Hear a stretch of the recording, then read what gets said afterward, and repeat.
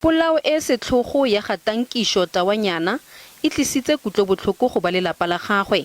Ba re ba santse ba sa dumele moraga go bona setopo sa gagwe se se fisitsweng. O ne a tlhokafalela kwa bookelong ka ntlha ya molelo mo bokhutlong jwa beke moraga gore babeteledi ba gagwe ba mo fise kwa sekgweng se se gaufi. E ne le shoko because expecta gore go tla diragala le teng ka nako e so soon because le motho wa batho everywhere you go batho ba tla go bolela ka TK.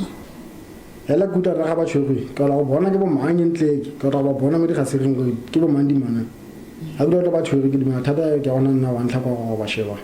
Ba setlhopha sa LGBTQI+ ba shagetse ba batla gore ba beteledi le ba bolai ba Mosadi yono ba tshwarwe. Besides the fear, it makes us feel as if though we are not safe in our communities, and this renders us as a collective at this point not only sad, but we are moved towards outrage. If we continue to keep quiet about these things, then it seems as if we will be fighting a losing battle.